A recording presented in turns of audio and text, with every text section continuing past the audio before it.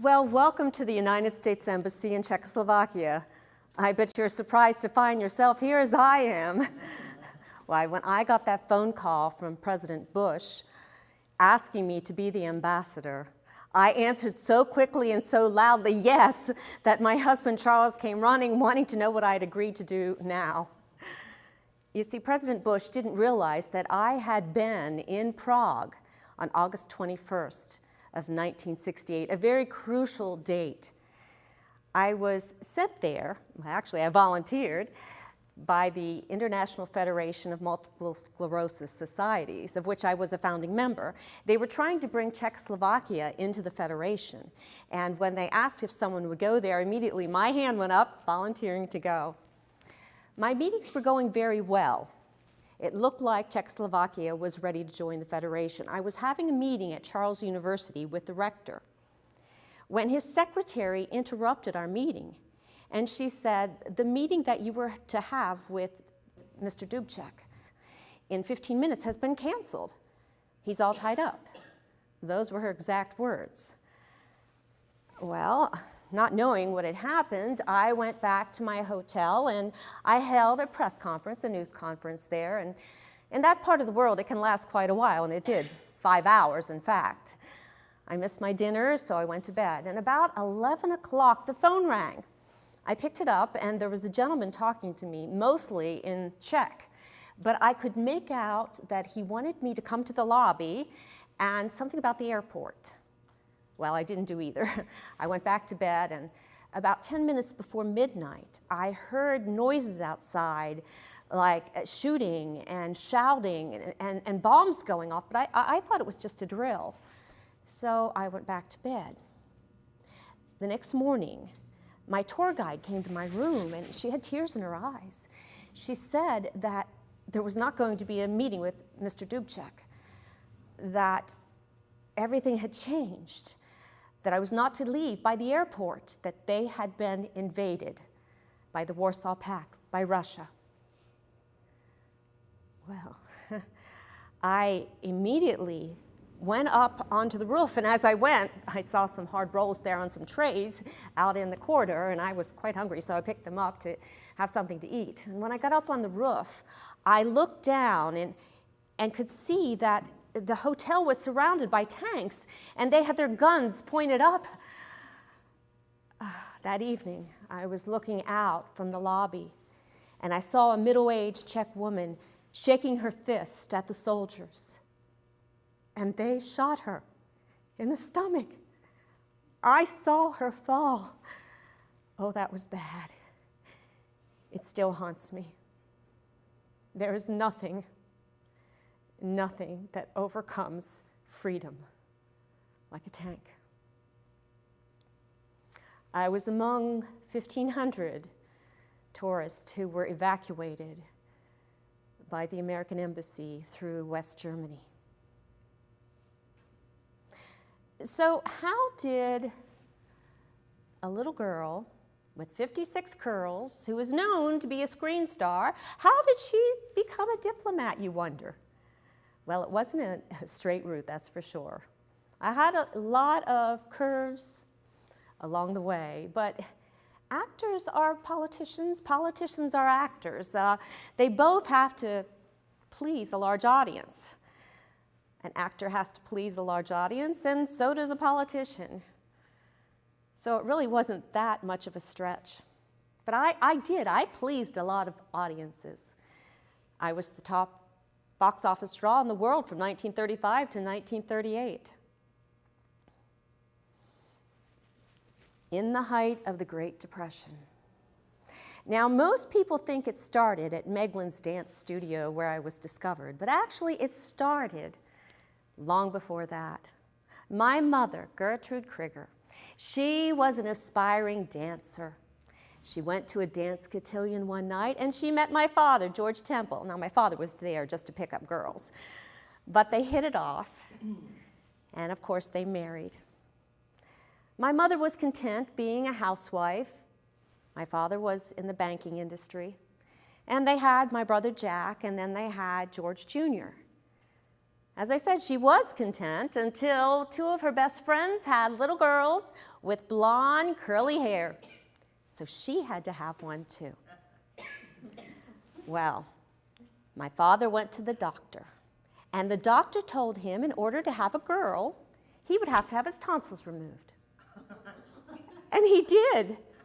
Not once, but twice, because they grew back. My mother became pregnant, and I was born on April 23rd, 1928, so it worked. My mother used to sing and dance. She wasn't a very good singer, but she played music for me, and she had a tambourine that she would tap the beat of the music so that I would learn, standing in the playpen in the crib, to sway to the music, and she'd dance around with me. At age 3, barely 3, with a child who had a natural talent for music and dance, and a lot of energy and exuberance, she enrolled me at Ethel Meglin's studio. It was known to be a breeding ground for little starlets. So that's where I was when I was discovered by Charles Lamont and Jack Hay. They were of Educational Studio. They found me because I was hiding behind a piano leg. I was afraid of these men. And they chose me to be the pretty little girl in their baby burlesque, as they called them. They were one-reels, shorts that were played before the movies started. Now, they were parodies of popular movies of the time, such as the popular movie Front Page was called Runt Pages. And we were dressed in diapers on the bottom of us. I still have one of the big diaper pins. The top part of us, though, we were dressed in adult clothes. Our mothers, my mother made my clothes for me, my costume. We were put in some unusual situations. I was made to play the vamp, the vixen, strutting my little hips and being very provocative, playing some of the Mae West roles. We would call them exploitive today, and they were. Well, they often put us in dangerous situations, too. If we misbehaved, we were put in a black box. It was 6 by 6. There were 2 of them at the studio.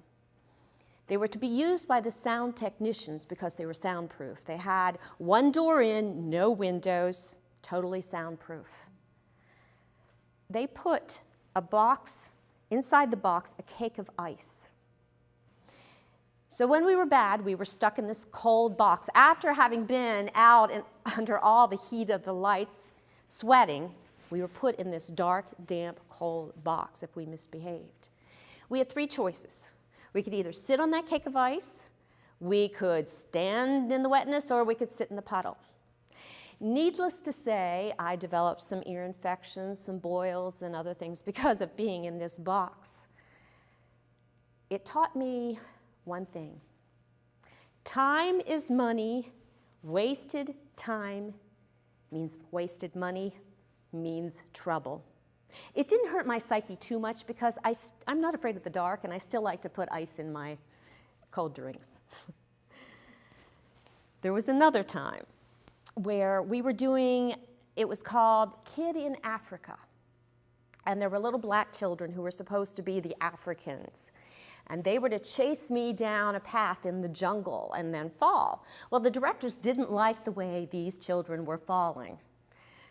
So they put a piano wire across the pathway. The little kids come running down the path.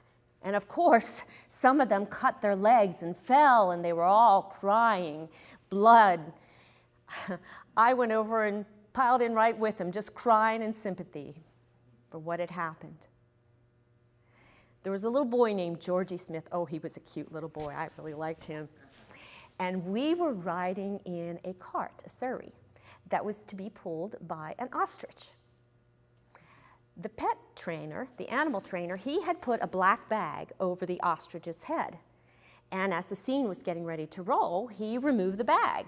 Well, the ostrich turned his head around, looked at me and Georgie with this great big eye, the size of a black eye like a baseball, became terribly frightened and started running. The crew was jumping out of the way. He almost took out a cameraman. He knocked over some of the scenery. Our cart was whirling all over the place. And finally, he hit a wall and knocked himself out. Of course, the cart tilted over, and Georgie and I, we fell out. The crew came and they picked us up and dusted us off, saw that no harm had been done to us, and I thought, oh, this is great. How many kids get to ride behind an ostrich? I thought I was lucky. Then I heard him say, "Bring on the elephant." I thought, oh boy, here we go again. Well, then they put me in a little bit longer. These were longer shorts, and they were called Frolics of Youth. After the premiere, I was standing outside in the lobby of the movie theater. I was humming and doing a little dance move while I was doing this, and Jay Gorney, who was a songwriter for Fox, he heard me and saw me and recognized me from being in the movie he had just seen. So he went to my mother and he said, "There is a movie that is being cast that I think Shirley is perfect for, and I would like to have her audition for it." So he gave us introductions to Winfield Sheehan, the managing director of Fox Studios. I got the part with Jimmy Dunn, stand up and cheer. It wasn't a big role, but I got to dance and sing with Jimmy. We did a routine called Baby Take a Bow.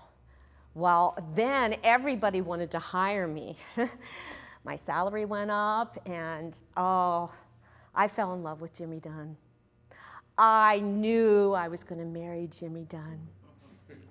They wrote a movie, especially for me.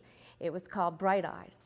Well, then my family, we were invited to the Academy Awards. February 27th, 1935. I'm sitting there at the table, bored, silly, playing with my napkin, and suddenly I hear my name. Well, I had seen what the other people did, so I did the same thing. I got up and I went on the stage, my mother and my father trailing behind me. And when I got up there, they handed me this tiny little statue. A tiny little statue. But they said that I had brought more happiness to millions of children and millions of grown-ups, more than any child of her years in all the history of the world. I said, "Thank you." I turned to my mother and I said, "Can we go home now?" They thought I didn't understand what this was about. But I thought, if I've done everything they say I've done, why are they giving me this little statue? Why wasn't mine as big as the others or even bigger? I didn't quite understand that. That didn't make sense to me. I learned a lot from interactions with the adult actors in the movies. It helped me to become a diplomat. One of those was Lionel Barrymore. He was my grandfather in The Little Colonel. He had a hard time remembering his lines. So they even put them on a chalkboard so that he would know his lines, and still he would forget them. So one time he called out, "Cue," and I gave him his line. He swore and he stomped off the stage and slammed the door of his dressing room. He called the director in and they had a conference, and the director and my mother came to me and they said, "Shirley, you made the situation, so you have to correct it." I said, "I didn't do anything wrong. He didn't know his lines." They said, "Shirley, you have to set it straight. He thinks that you should be fired from your very own movie." So I went to his dressing room door. He opened the door up without a word, and I walked inside.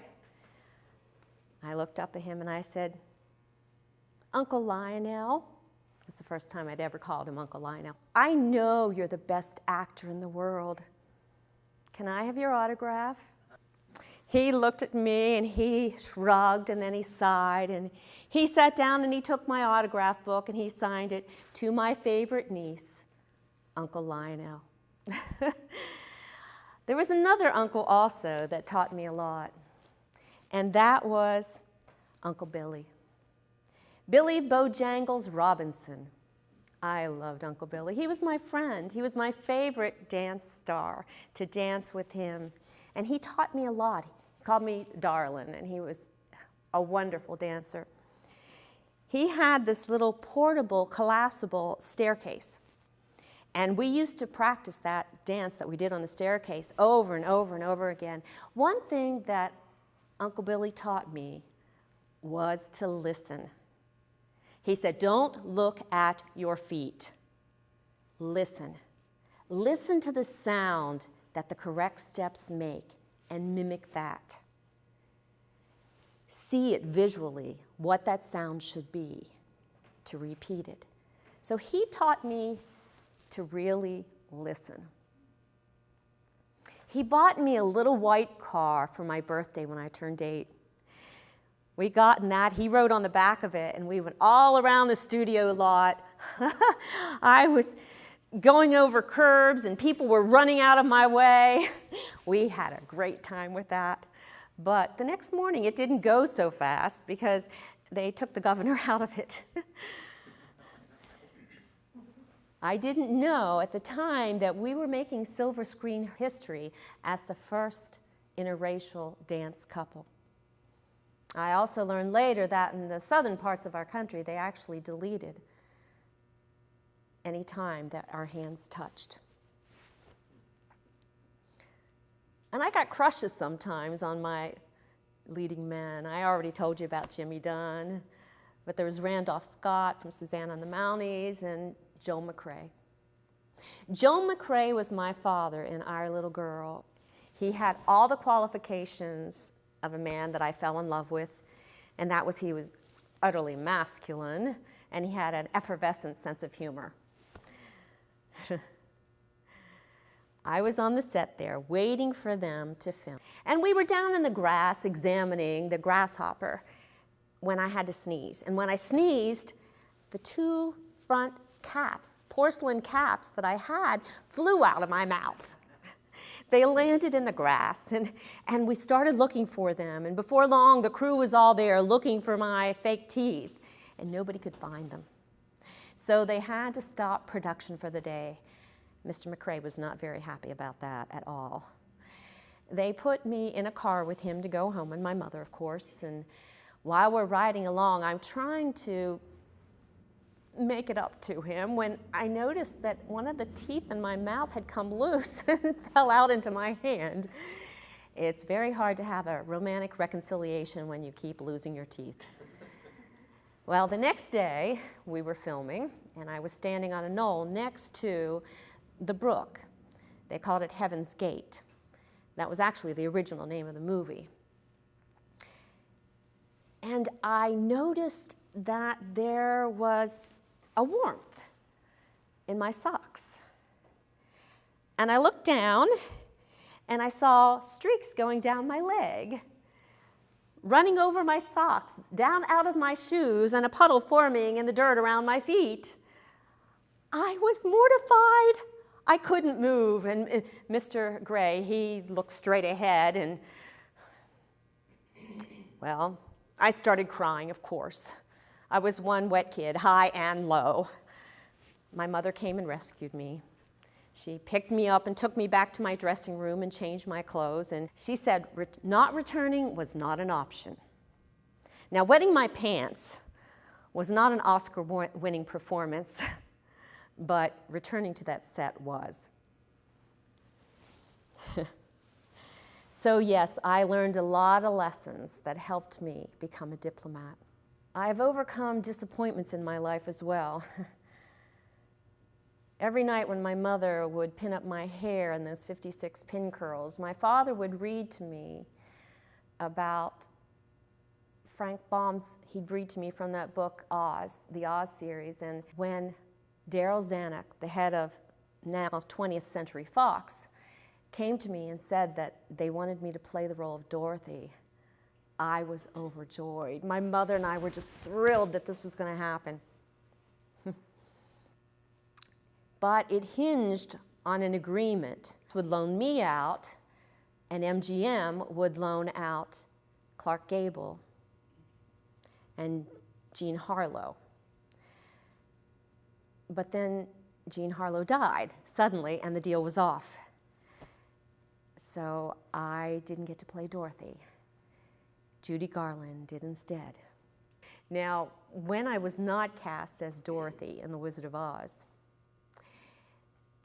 20th Century Fox had their answer to it. They put me in The Little Princess, which was very successful.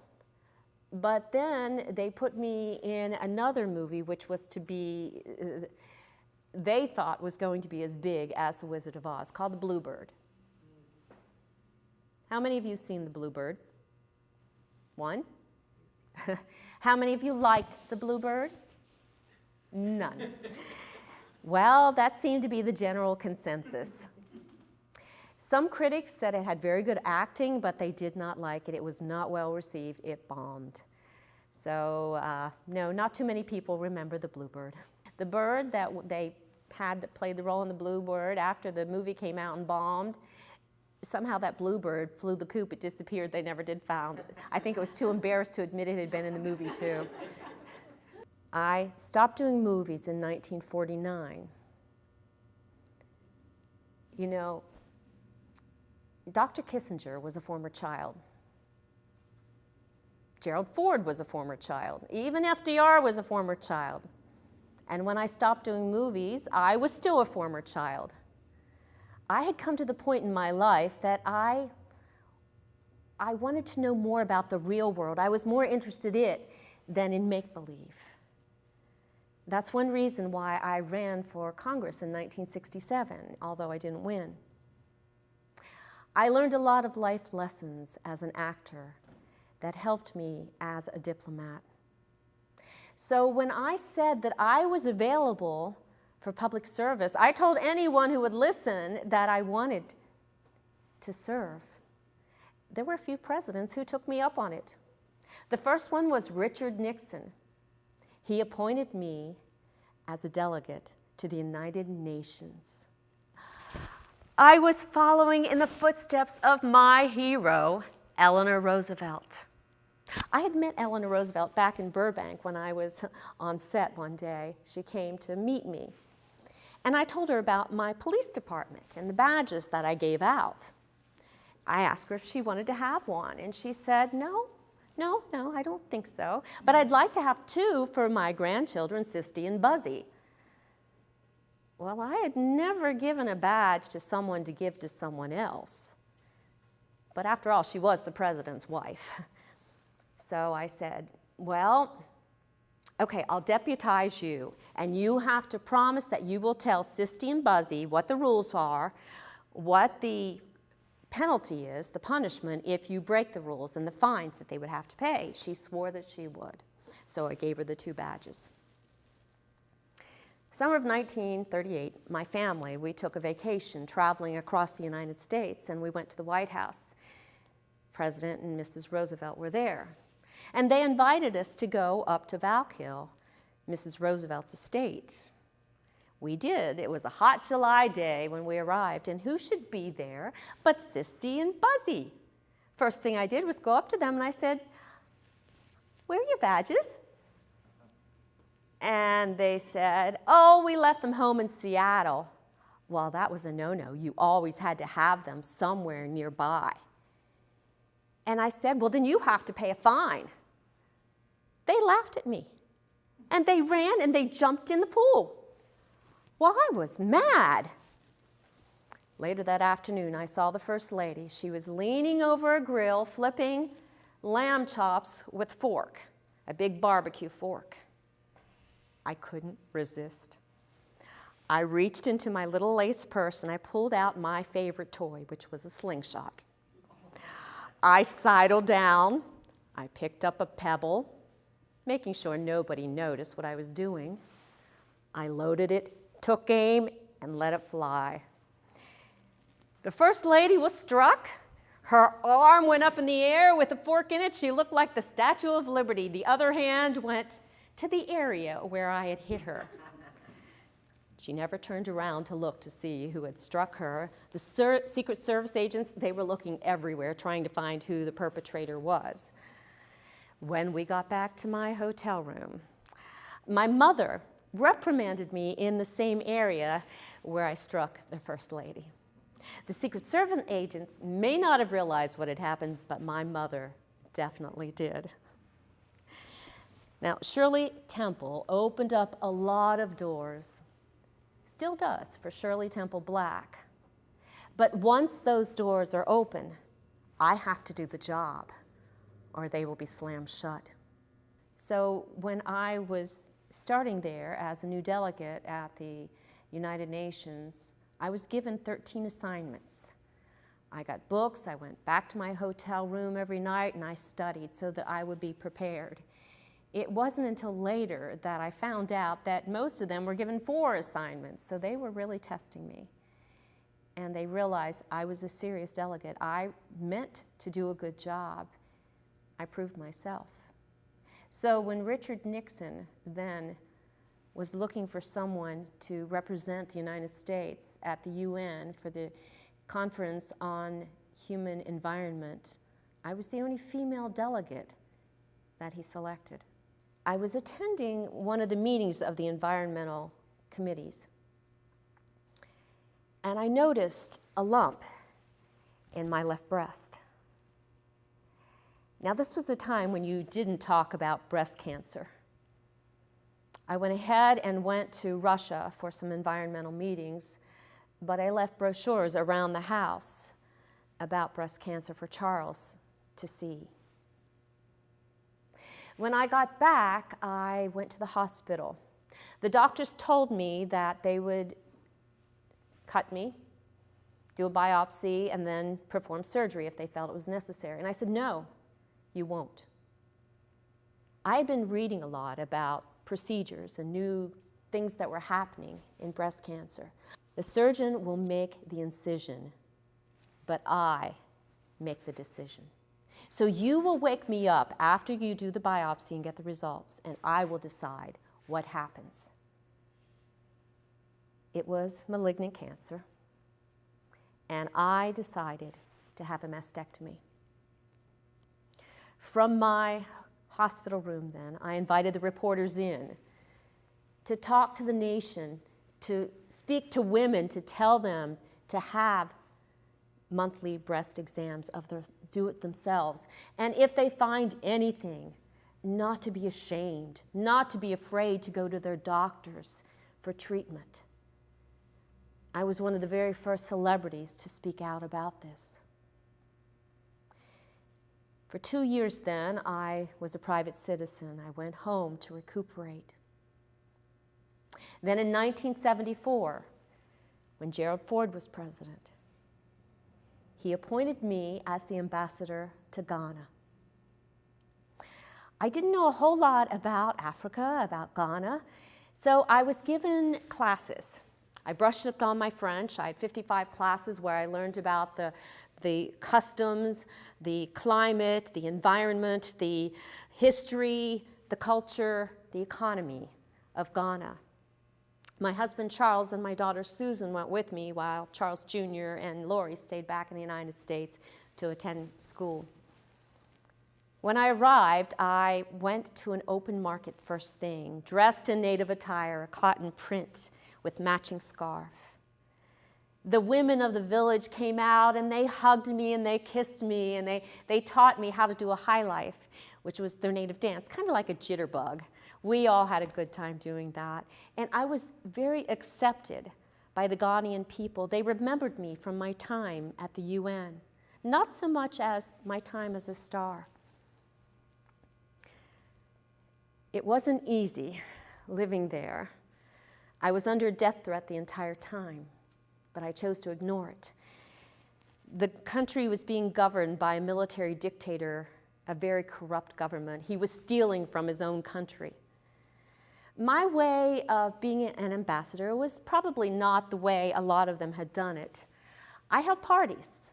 We played table tennis, we watched movies, we played cards. I invited the Chinese and the Russians in at a time when they were our enemies. I was able to develop relationships with them by holding these parties. I was invited one day to dedicate some new outhouses in a village. The chief asked me to marry him. Another village made me an honorary chief. I valued my time there in Ghana because I learned about a third world country. I learned about what it takes to run an embassy, how to be diplomatic. But then I was called home because Gerald Ford then wanted to appoint me as the first female chief of protocol. As chief of protocol, I was the liaison between all the embassies of foreign governments in the United States. I also oversaw all the state dinners to make sure all protocol was followed and the proper gifts were given to them, knowing what their customs and their mores were. And I oversaw Blair House as well. And I did some training with diplomats to let them know what the customs would be like in the countries to which they go. I very much enjoyed that position and hoped to continue on when Jimmy Carter was the next president, and I told him so. And I said, you know, politics shouldn't really matter. Yes, I'm a lifelong Republican and you're a Democrat, but that shouldn't really matter. But apparently it did, because the last thing I did as chief of protocol was to oversee his inauguration and the inaugural balls. Well, when Ronnie Reagan became president, I thought surely he was going to appoint me to be ambassador, but he didn't. I don't think he could get past the image of me as the young girl playing opposite him in That Hagen Girl. I think I really blew it too one time. I was at a meeting with all these Republican women, and one of them asked me who the best kisser was of all my leading men. And I said, Ronnie Reagan, he was the best kisser. And Nancy was in the audience. Yeah, I think that did me in. So he never appointed me as an ambassador like I had hoped. He allowed me to serve on some committees. I formed the American Academy of Diplomacy, was one of the founders of that, and I volunteered there for 8 years, teaching diplomats what it was like to be an ambassador, how to deal with various situations such as terrorists.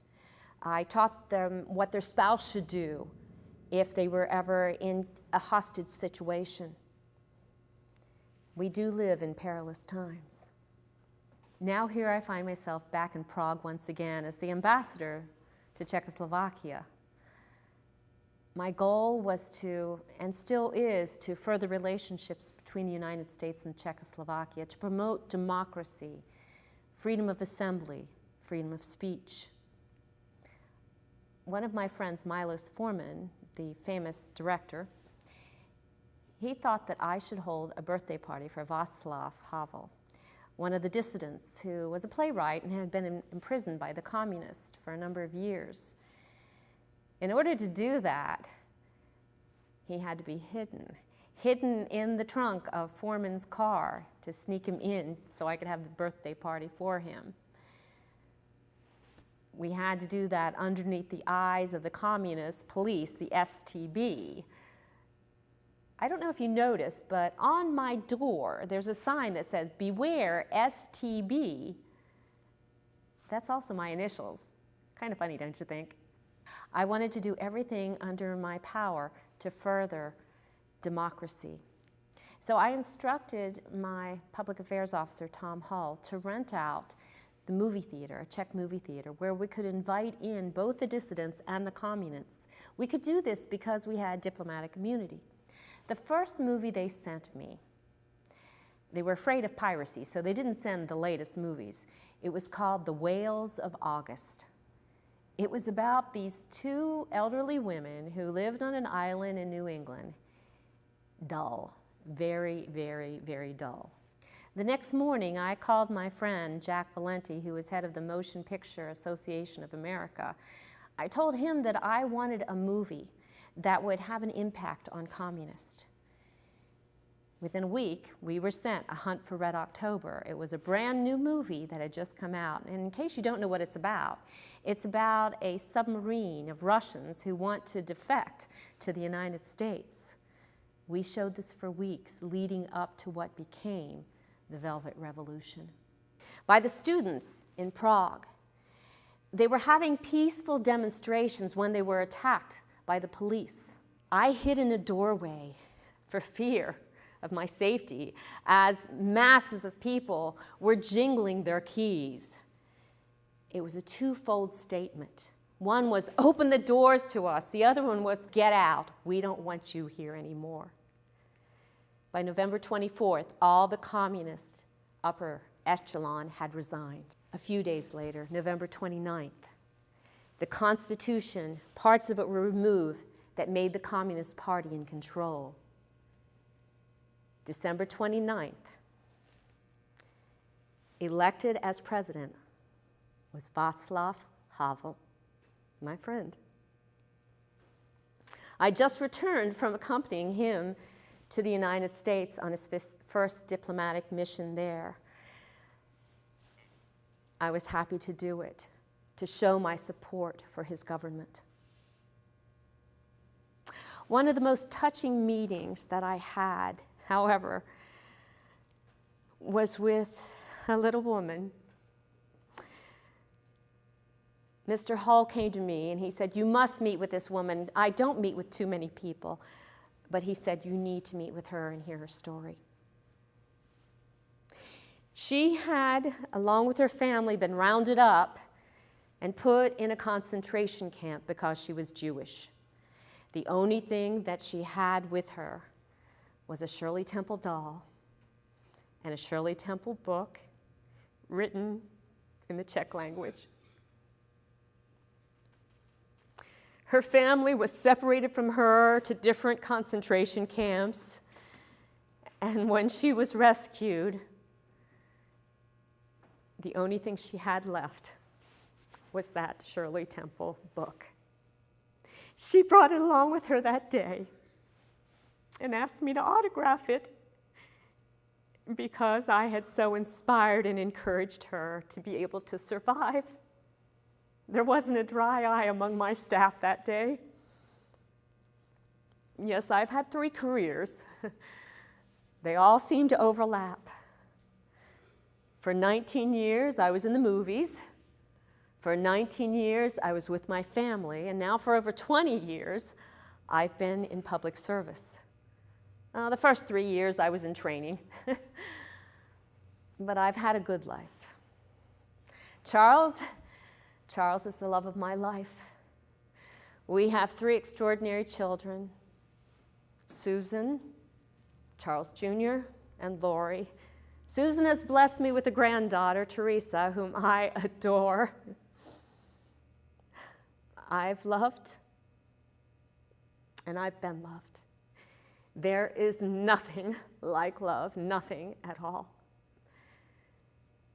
There's not one thing in my life I would have changed. Not one. I've had a good life. I love people, and I love my life.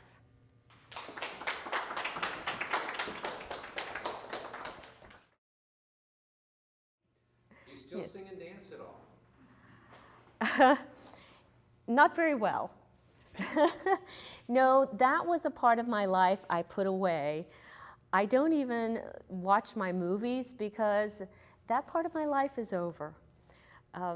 Would you want to see me actually do what a little 5 or 6-year-old did? No, it would not be a pretty sight. No, I do not do that anymore. Yes? How was it transitioning into being a diplomat from, child movie star? Did you go through a lot of adversity? It wasn't that big of a difference for me. Like I said, an actor has to please an audience just like a politician does. And I had always had an interest in politics, even as a young girl. I loved men in uniform. J. Edgar Hoover, he had the best laugh. He was one of my idols. Amelia Earhart was another one. She came and visited me there on the set too. My teacher, Frances Clamp, I called her Clammy, she used to teach me based on a lot of the people who came that I met, who visited me. And when Amelia Earhart was flying around the world, she would take each of the countries that she was flying over, and we would have a lesson on that. I'd learn about their geography, about their history, and so she used current events And so I always had an interest in what was happening in the world. It wasn't like it was something new to me. So no, it wasn't that big of a transition. I was still in the public eye. It was hard, though, it still is, for people to take me seriously because they see me as that little dimpled girl up on stage. They forget that little girls do grow up and become women and that there's depth to me. When you stopped acting, did you get the money then that you received during all of your acting career? I married Charles Black, and one of the things that he did was ask my father how much money I had. Well, he went first of all with his business partner because my father had taken over. He became in charge of all my finances when I started earning money. Charles went to him at the business office, and he said that they didn't want to talk to him there. They wanted to come to home when I was present to talk about my finances. But they kept hemming and hawing around and throwing all these numbers out until I finally said, give me the bottom line. How much money do I have left? I found out that of the $3.2 million that I had earned from the time I started in Baby Burlesque until my final film, there was about $89,000 left. And half of that was in the house that my family had deeded to me. We called it the doll house. It was on the back side of the estate. My parents lived in the front mansion. And so I had half of the $89,000 in actual cash. 3% of the money that I had earned over my Hollywood career. I wasn't mad at my father. My father only had a 7th grade education. He believed what he was doing was best for me. He had bad financial advisors. And to live the lifestyle of a Hollywood star, it cost a lot of money. So I never was angry with him. I never held a grudge against him. I just said, well, that's the way it is, and we move on. Did you have a TV show at one point in time, too? I did. I actually had 2 TV shows. They were about stories, fairy tales. And Shirley Temple's storybook, and they were on just for 2 years. They had bad placement. They didn't have regular time slots, so I mean, I was up against Lassie. My children, though, were on it. Charlie was on it, Susan and Laurie. I would usually act as the narrator. Sometimes I would perform in it as well. But that didn't last very long. I did a pilot, too, for a TV show, but it wasn't picked up. Yes? What do you think is your biggest achievement in your 3 careers? My greatest achievement, my 3 children. I want to be remembered as a mother and a grandmother more than anything else. They are the most important things to me. I'm very proud of all 3 of my careers, however.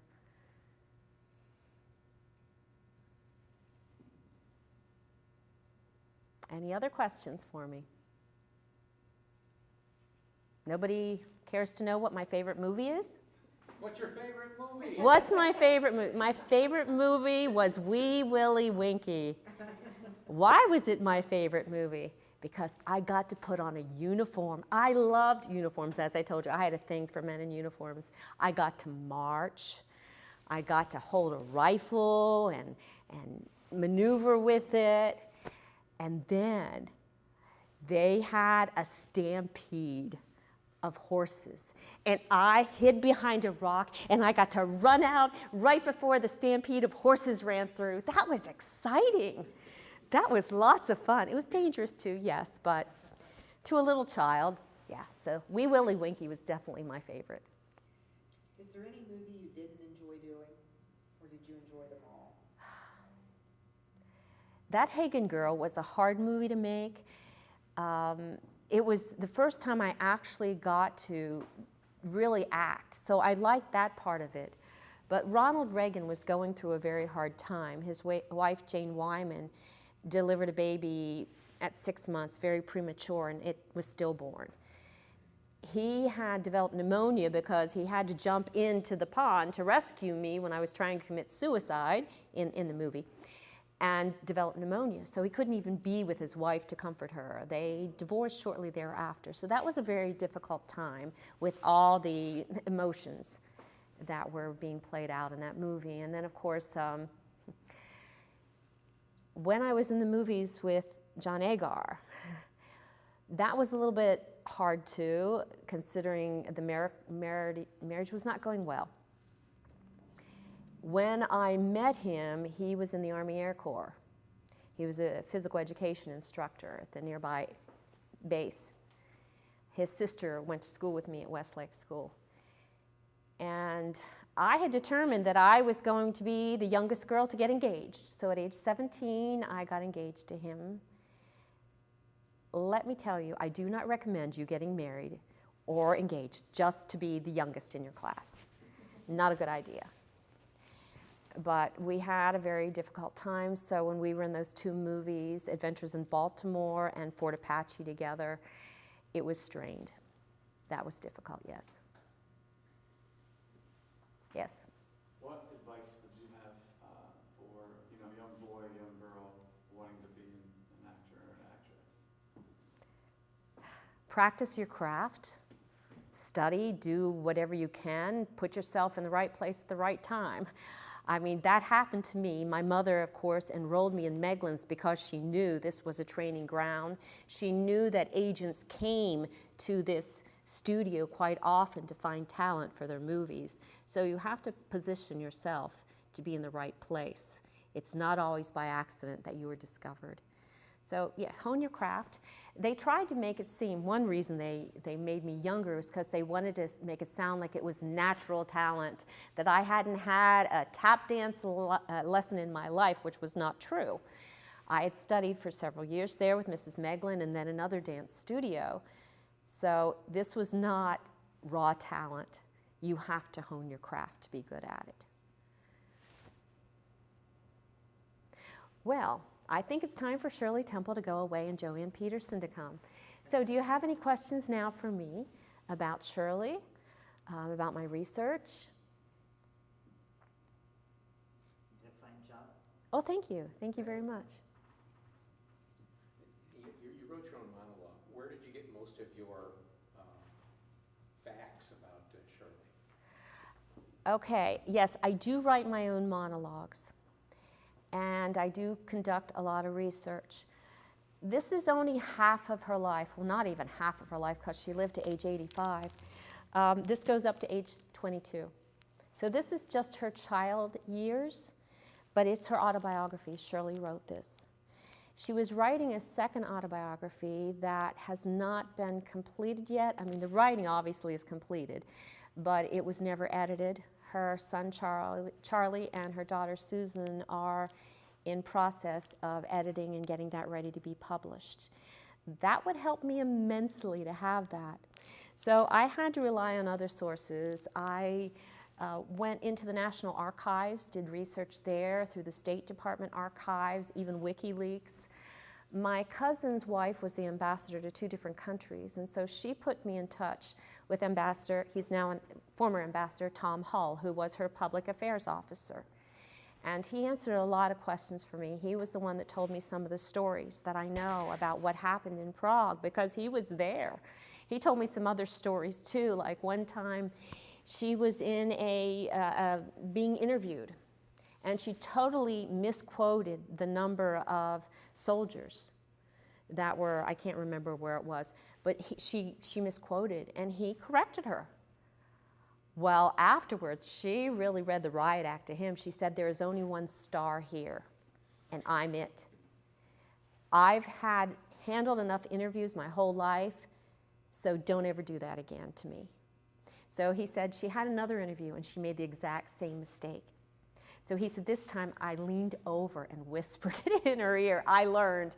He said, we got along fabulously after that. But she was a hard taskmaster, that she expected a lot of her staff, but she gave a lot of herself. She sometimes put in 17-hour days. He said that he thought her greatest accomplishment in Prague was the way that she was able to manage that entire staff. It started with a very little staff, and then because of this Velvet Revolution and things were opening up, it grew, it expanded quite a lot, and she was able to manage all of this embassy very well. So he had nothing but good things to say about her. Joined a group through Facebook called Shirley's Army. It's a group of women and men who are fans, many of them lifelong fans of Shirley Temple Black. They know every single thing there is to know about her. But I attended the very first estate auction, which was held in Kansas City, Missouri, and saw the little polka dot dress that she wore and stand up and cheer. I saw all these costumes. I saw the price tags that they expected them to come for too, and I knew there was no way that I could ever possibly purchase one of them. That one is actually in the Santa Monica History Museum. I attended the second one, which was held in New York City at the Waldorf Astoria, and that's where I met Charlie Jr., and Susan and Teresa, her granddaughter, and her great-granddaughters, Lily and Emma. I purchased these earrings and a brooch that were Shirley's that she wore in the 40s. And then I purchased a plaque, which is back on the table, that was presented to her by the maskers of Hollywood for her volunteerism during World War II in building up the morale of the soldiers, because she would go into the hospitals and talk with them, entertain them, meet them there. So that was the second auction. The third auction was held in Dallas, Texas last December. And I saw Charlie and Susan and Teresa and the rest of them there again. At this one, I had my heart set on a turquoise dress. It had pearls and sequins on it. She was photographed holding the Life magazine that's back there, wearing this dress. And I thought it would look good on me. So I wanted to buy that because I was planning to wear it in my portrayals. Well, that dress went up for auction, and the price was way out of the ballpark. There was no way I was ever going to be able to afford the dress, so it passed, and I was very upset that I wasn't able to do this. Cindy, the girl next to me, leaned over and she said, "Did you notice that the ensemble a couple before, that no one bid on it? It was the only thing in the auction so far that no one had bid anything on." And I said, "But it's the wrong time period. That's when, she was much older. I portray her when she was around 60, 61 years old, my age." And so, I wasn't really interested. And she says, "Well, can't you change when you portray her?" I said, "Well, yeah, I guess I could." So I went out and I offered them the minimum bid, and they accepted it. So I became the owner of the ensemble she wore when she received the Screen Actors Guild's Lifetime Achievement Award. I have the skirt, the sweater, and the jacket back here. I didn't bring the shoes and the bag that go with it. And I had planned to wear it in my portrayals, was even hoping to, pose with the family and all. And after thinking about it, I realized that was not a good idea. For one, it was insensitive to put on their mother's outfit, and to, it just wasn't right. But it also would bring down the value of it for me to wear it. And I know I have a sign on there that says "Do not touch," but if you get close enough, you can still smell her perfume on it. And I didn't want to take that away either. So it is a collector's item for me now. It is not going to be a costume. I do not look at it that way anymore. It is something that I cherish, though. She was quite a lady. I wish I had got to meet her. I would love to have got to know her. A little over a month ago, we went to Woodside, which was where her home was. I saw the house and ate at a restaurant where she had eaten bucks. If you ever go to Woodside, wonderful food. I highly recommend it.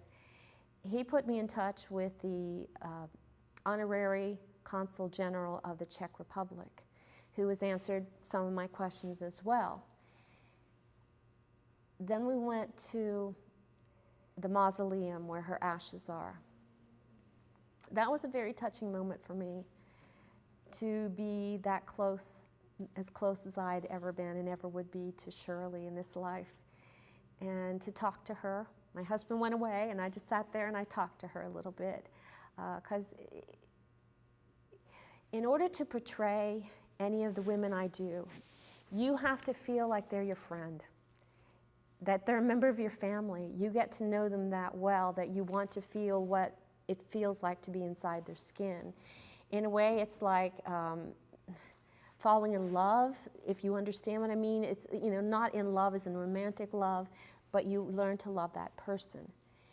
And I couldn't portray any woman that I didn't feel that way about, that I didn't like, that I couldn't actually love. To want to spend that much time and money in researching them.